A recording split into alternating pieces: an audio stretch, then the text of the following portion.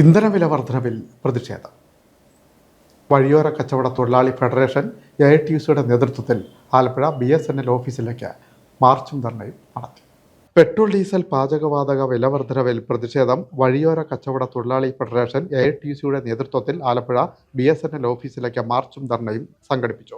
Federation ജില്ലാ secretary B Naseer പ്രതിഷേധ സമരം ഉദ്ഘാടനം ചെയ്തു. പാചകവാതക വിലവർദ്ധനവിനെതിരായിട്ടും സമരത്തിലാണ്.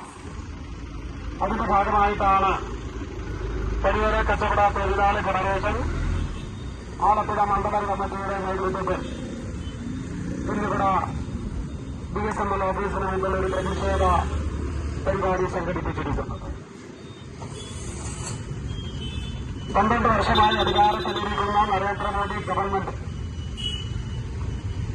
അന്താരാഷ്ട്ര മാർക്കറ്റിലെ ക്രൂഡ് ഓയിലിന്റെ വില വർധനവ് ചൂണ്ടിക്കാണിച്ചുകൊണ്ട് രാജ്യത്ത് പെട്രോളിന്റെയും ഡീസലിന്റെയും പാചകവാതകത്തിന്റെയും വില ഗണ്യമായി വർദ്ധിപ്പിച്ചിരിക്കുകയാണ്. മെയ് മാസം 15-ാം തീയതി തുടങ്ങിയ വില വർധനവ് ജൂൺ മാസം 2-ാം തീയതി വരുമ്പോൾ 17 ദിവസം കൊണ്ട് 7 തവണയാണ് വില വർദ്ധിപ്പിച്ചത്.